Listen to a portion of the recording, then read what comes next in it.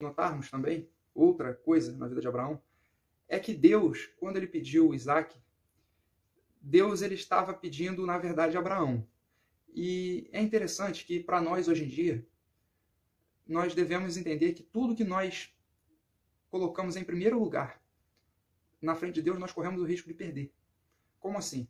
Deus havia prometido que faria de Abraão uma grande nação, que multiplicaria a sua descendência, tal, e Abraão já não poderia ter mais filhos e tal. Nós conhecemos a história. A sua esposa era estéril, Abraão já estava amortecido em sua carne, essa é a palavra que a Bíblia usa. Então, Deus, através de um milagre, dá Isaac a Abraão, de uma mulher estéril, de um homem idoso, e Deus dá Isaac a Abraão. Abraão ele fica tão feliz com a bênção de Deus, com a promessa de Deus cumprida, que nós podemos inferir, tá? Eu não posso afirmar, mas podemos deduzir, analisando o texto, pensando sobre o texto, nós podemos deduzir que Abraão estava colocando a sua esperança e estava assim acomodado com a bênção, entende? Abraão estava colocando a sua esperança no que Deus tinha dado a ele, que no caso era Isaac. Então, vale para nós professores passarmos para a classe, para a turma, os perigos de idolatrar, de se preocupar demais com a bênção e esquecer do Deus da bênção. Provavelmente Deus se sentiu, porque Deus ele é um Deus assim ciumento, não é heresia. A gente sabe que o Espírito de Deus tem ciúmes de nós. E Deus ele tem ciúmes de nós. Ele não aceita ser o segundo lugar, ou ele é o primeiro, ou não é lugar nenhum na nossa vida. Deus tem que ser o primeiro lugar na nossa vida. Quando nós começamos a idolatrar as bênçãos, ou as coisas, ou até mesmo a promessa, ou até mesmo os recursos que Deus nos dá, e etc e tal, quando começamos a colocar isso em primeiro lugar na nossa vida, Deus ele fica com ciúmes de nós. E tudo que nós idolatrarmos, se você, meu irmão e minha irmã, se você é realmente um servo do Senhor, um filho de Deus, pode ter certeza, Deus não aceita que você idolatre outras coisas. Ele não aceita, você corre o risco de perder. Quando você começa a idolatrar muito uma coisa, você corre o risco de perder diante de Deus isso. Se você é um filho de Deus, você tem esse risco. Então, vale você passar isso para a classe, esse ensinamento, porque Abraão, ele estava ali, eu não vou dizer que Abraão estava idolatrando Isaac, é uma forma de falar. Mas Abraão, provavelmente, ele estava colocando muitas suas esperanças em Isaac. Isso aqui já é a resposta de Deus para mim. E agora eu tenho que cuidar bem de Isaac, esperar ele crescer, arrumar uma esposa para ele, tal, para minha descendência se crescer, minha família crescer e tal. E assim vai. Mas Deus ali, ele faz Abraão, nesse momento de provação, Deus faz Abraão pensar sobre tudo isso, com certeza. Foram 3 dias de caminhada. E Abraão, com certeza, ele vai pensando, poxa, por que Deus pediu Isaac? Se foi ele que me prometeu, foi ele que me deu através de milagre, por que ele pediu Isaac? O que será que eu estou fazendo? Ele começa a pensar. Normalmente as provas de Deus para nós são para pensarmos nas nossas atitudes que estamos vivendo no momento.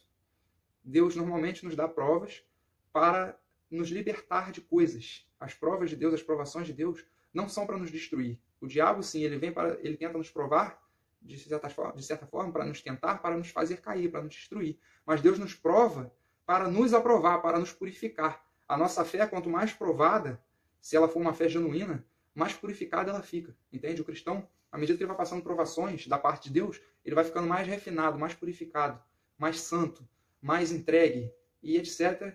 diante de Deus. Então, nós vemos que Abraão ele tirou de letra essa provação. Na vida, nós podemos passar por 3 tipos de provações.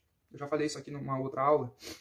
E tem a provação que nós passamos porque Deus mesmo está nos provando, é a aprovação que Deus nos dá para tirar alguma coisa do nosso coração, como foi o caso de Abraão, ou para nos ensinar algo, ou para nos preparar para adquirir uma promessa futura. Às vezes nós passamos provações para nos preparar, para nos fortalecer, para assumir locais, para assumir posições maiores diante de Deus e espirituais. Então, esse é o primeiro tipo de provação, são 3.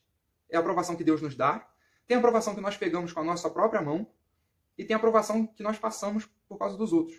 A aprovação que nós pegamos com a nossa própria mão é a aprovação que vem a partir da desobediência, a partir dos nossos erros, das nossas falhas, a partir de pecados. Isso são provações que nós passamos porque nós pegamos, desobedecemos, saímos da rota, saímos do caminho, do plano original de Deus. Então, esse é um segundo tipo de provação. E tem um terceiro. O terceiro tipo de provação que nós passamos na vida é a provação que nós passamos por causa de alguém que está junto conosco. Às vezes um esposo, uma esposa, um filho, uma filha, um parente, ou um amigo, um irmão, etc. Pode dar um exemplo bíblico disso? Posso. Jó foi provado por Deus, mas a mulher não passou a prova junto com ele. Os filhos que Jó perdeu não eram filhos da mulher dele também. Então você vê que a mulher passou prova porque Jó estava passando prova. Quem estava sendo provado ali era Jó, não a esposa. Mas a esposa passou porque Jó estava passando. Aqueles homens que estavam no barco, aonde Jonas entrou para Tarsis, entende? Eles não estavam desobedecendo a ordem de Deus. A ordem foi para Jonas. Quem estava desobediente ali no barco era Jonas. Mas Jonas, por entrar no barco deles, eles passaram uma prova por causa de Jonas. Então, às vezes, nós passamos provas por causa de alguém que está no mesmo barco que a gente.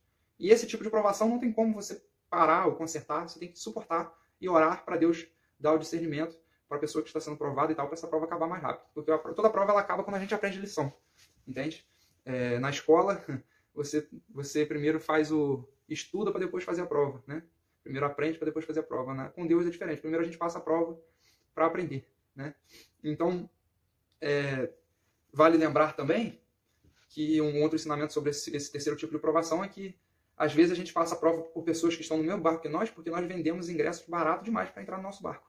Nós deixamos qualquer um entrar na nossa vida, nosso ingresso é barato, e às vezes entra gente que está em desobediência à vontade de Deus e nós acabamos passando prova por causa daqueles que entrou no nosso barco. Então, voltando a Abraão, vamos entrar aqui na lição. Vamos ler um pouco da lição, que eu ainda não li nada da lição, né?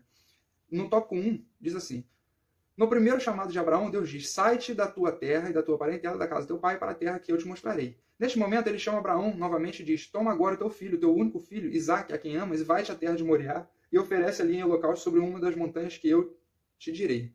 Então, vale lembrar aqui que Moriá não é só o nome do monte, é a terra, entende? E Moriá não é só